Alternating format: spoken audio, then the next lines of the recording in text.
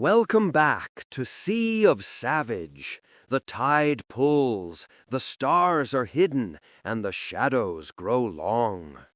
Tonight, we offer 3 incredible salt-laced accounts. 3 whispers pulled from the mouths of old men for a new chapter of sailor's yarn. Listen close. When the ocean is the witness, it becomes impossible to know where the truth ends and the legend begins. Is this history or simply yarn?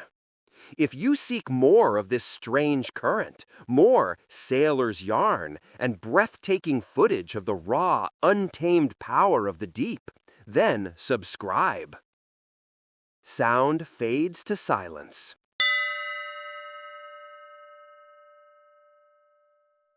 The name's Elias, though most hands know me as the Calm.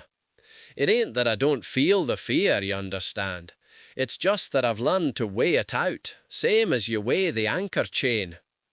My voice is heavy, aye, because it carries the weight of things seen in the dark that ain't meant for daylight telling.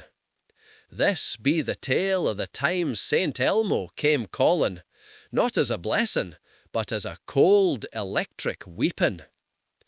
We were 3 weeks out, running south toward the westerlies, when the weather turned foul. Not rough, mind ye, but wrong.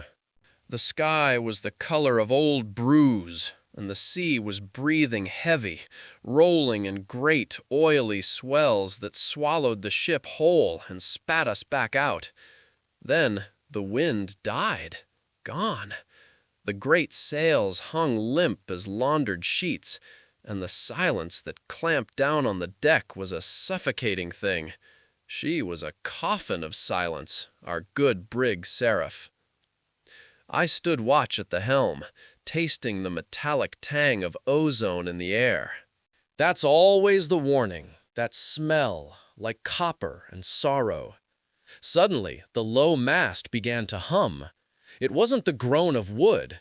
It was a pure, deep vibration that went straight into your teeth. Then it started. A blue light, cold and unearthly, bloomed on the tip of the mainmast. It wasn't fire as you know it, burning hot and greedy.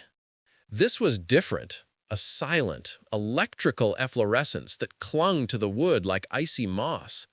It spread swiftly, running along the yardarms, clinging to the points of the iron belaying pins. Each spike held a small, perfect blue flame. The whole ship was outlined in spectral light. It made the air shimmer, and for a long moment I thought I could hear voices, not shouting, just mournful whispers carried on that humming current. It looked like the drowned souls of the sea were trying to climb back aboard, clutching to the ship's highest points so they wouldn't slip back into the dark. I looked at the masthead, where the largest flame pulsed, steady as a lonely heart. It was beautiful, but it carried the weight of 1,000 storms, the certainty of what the sea takes. It didn't feel like a good sign, Elias, the patron saint of sailors, watching over us. It felt like he was counting us. We waited, silent under that eerie, buzzing light, until the first true crack of thunder split the heavens open. The fire vanished in an instant, swallowed by the fury of the gale. The wind hit us like a battering ram, but the dread, the terrible stillness that had held us captive was broken. We fought the storm and survived, aye, but I never forgot the weeping blue light. It taught me that sometimes the most dangerous storms are the ones that are too quiet to see clearly.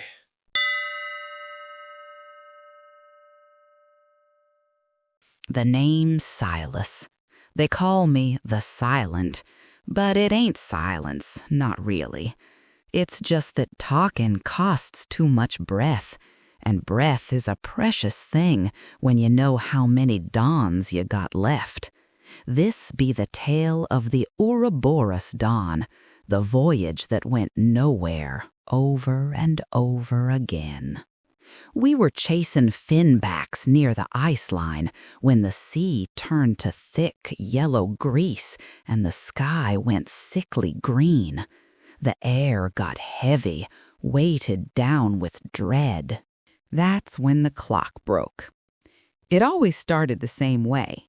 The captain, Old Man Krask, would grunt, complaining that his tea was too cold.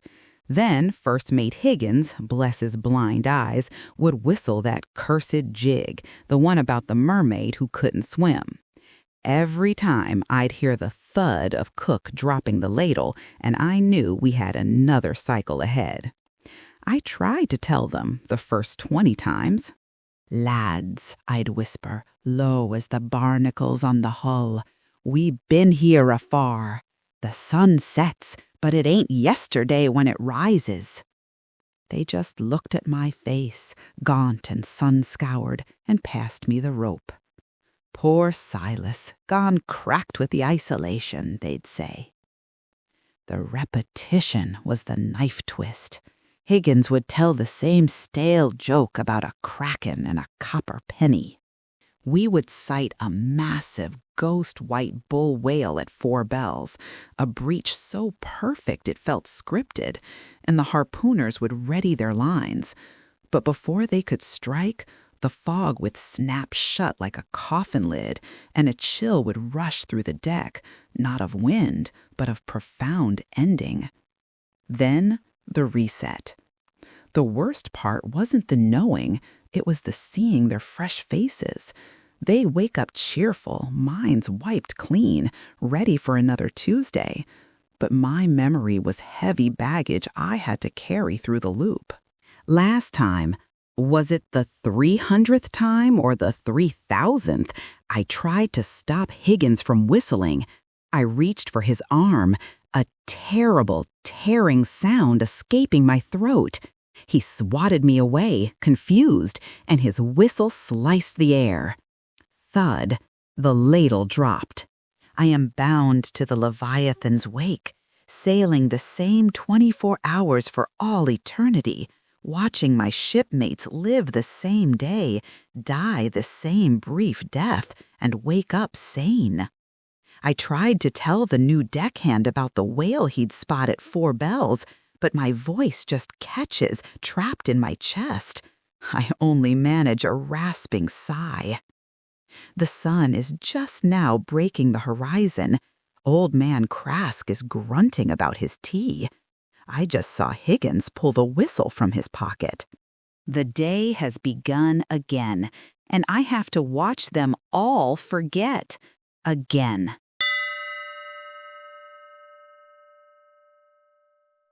The name's Hector, aye, the helmsman. They say my voice is steady, and it is, firm as an oak rudder. But there's a tension beneath the tone now, like a rope drawn too tight. It be the memory of pure terror that does it. This is the tale of the man who never finished drowning. We were far south, crossing a stretch where the sea lay flat as polished iron.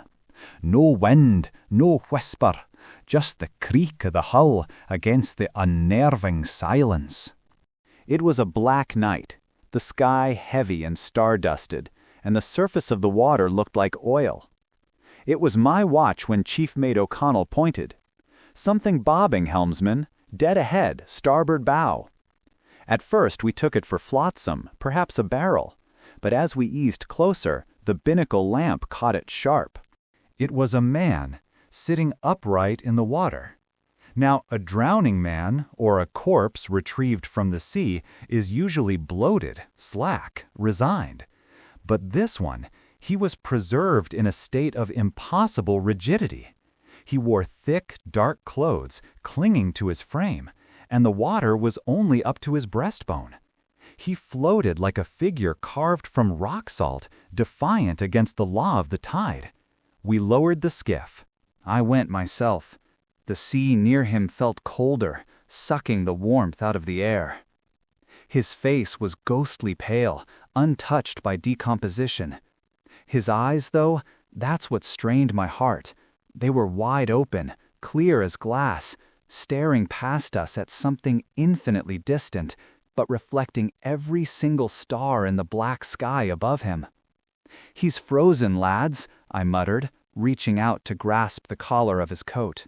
But as my fingertips brushed the wet wool, that impossibly preserved mouth opened. No rush of seawater, no gurgle of air, just a whisper, a dry, grating sound like sand dragged across planking. He didn't speak a foreign tongue or a prayer.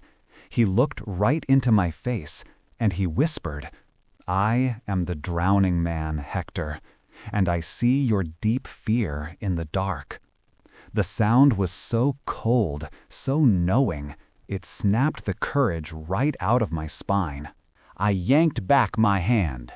In that instant, the rigidity left him. Not suddenly, but smoothly, slowly, as if the water had finally given permission to claim him.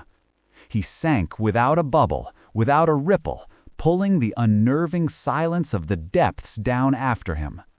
We hauled anchor and left that cursed spot, but the silence never truly left the ship. And I, lads, I am no longer afraid of the storm. I fear the stillness where the dead men wait, eternally conscious, to whisper your name.